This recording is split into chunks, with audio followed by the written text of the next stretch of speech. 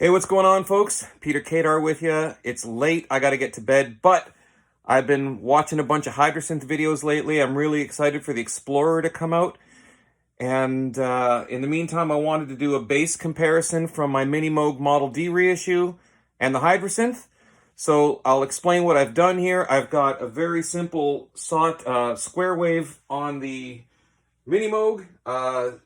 16 feet square wave, cut off and resonance all the way down, contoured about 90%, filter envelope, minimum attack, about maybe around 400 seconds decay, no sustain, and then the amp envelope is minimum attack, about 1 second decay time, and maximum sustain level. My release is the decay switch is in the off position. This is a pretty standard bass sound. I'll play it for you.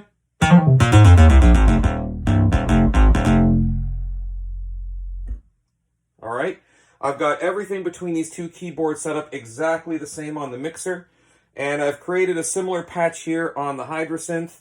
I've got the cutoff and resonance all the way down. Envelope amount is actually all the way up on here just to get it to match the Moog as close as I can. I've got a little tiny bit of EQ, 2.4 dB of high gain just to get a little bit more sizzle on the sound that I find the Moog has. I've got square wave here. I've got nothing on in the mutators.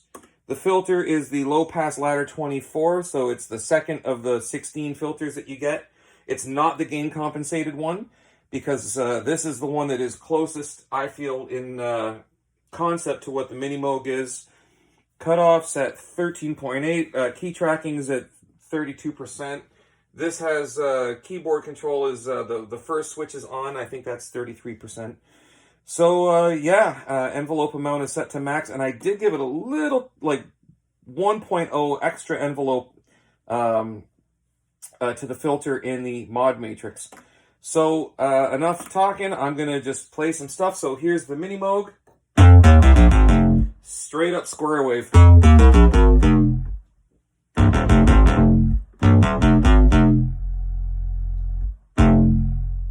And I've got some dishes around here in the kitchen that are rattling exactly the same way.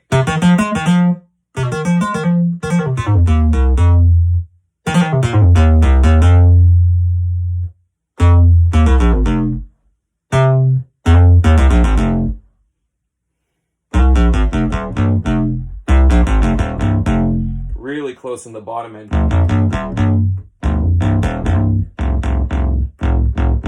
It's funny, the Moog gets louder in certain parts. The Hydrasynth seems to keep its volume a little bit more consistently towards the bottom. Starts trailing off here, but it's just subtly a little bit more consistent on the Hydrasynth. So there's the square wave. Now what I'm going to do is I've got a sawtooth wave. Both volumes are maxed out on the mixer on the Moog here. I'm going to engage the sawtooth wave. Here's what it sounds like by itself. And I'll actually do that here. I've got solo turned on, so I will solo oscillator 2. It's a sawtooth wave that is up an octave, so it's just like this. Whoop.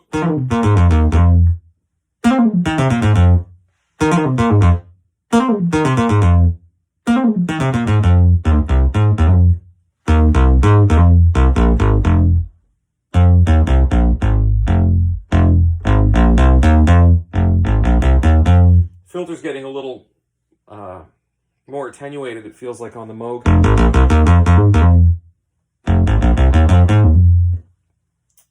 Now I'll put them together. So 2 oscillators on the Moog. Solo off.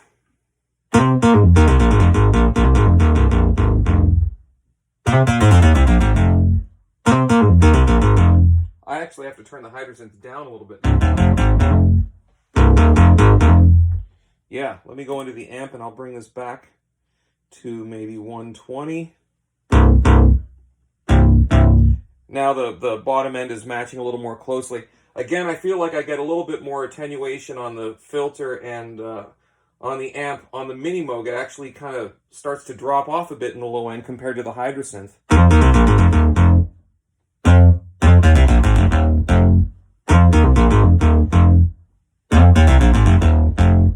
Yeah.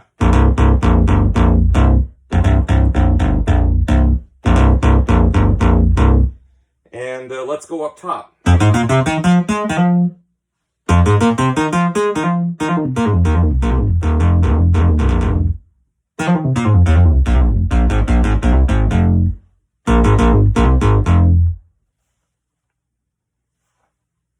There you go.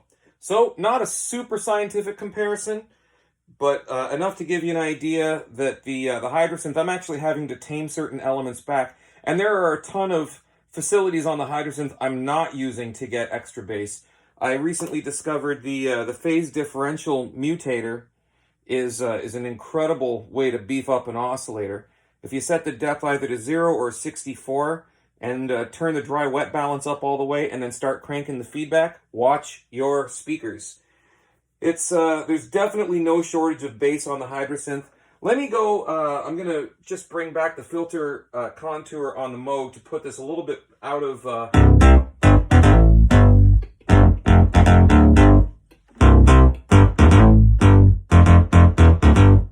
So they both do that. I'm just going to bring this back so we get a bit more sense of how the filter envelope.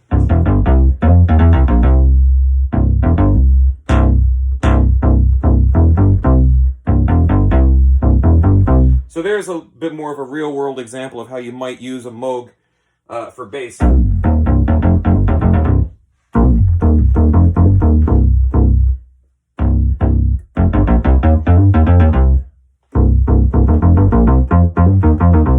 You know, one thing I will do, I'll go into the voice mode, because I'm noticing on repeated notes the attack is a bit different. So I'm going to hit the random phase on here.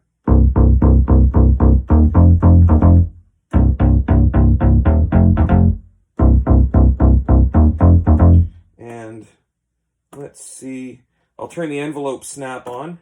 Oh yeah, that does make a difference.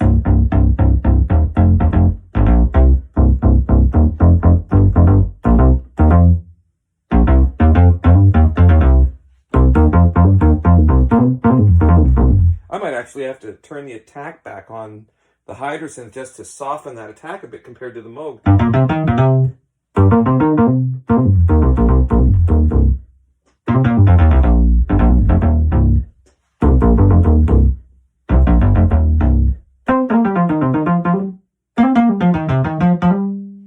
I think this is brings up just a bit.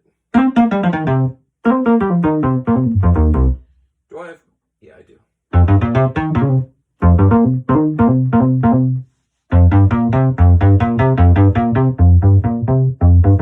I'll bring that back about halfway. This is already about halfway, but I'll bring it.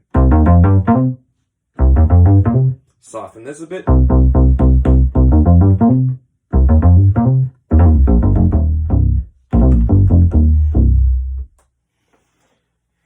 They sound pretty close to me, and I don't even have warm mode turned on. So let's turn warm mode on and then see what happens.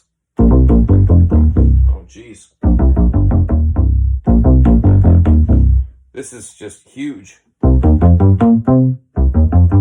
going to go turn those envelopes back to just regular mode because I don't want to have to mess with them. But there's a little tick at the beginning that's kind of... I'm not...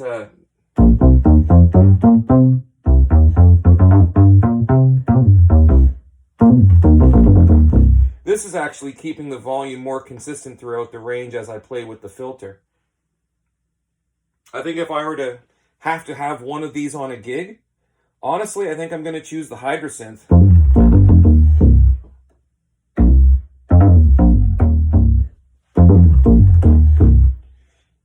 There's nothing wrong with that bass.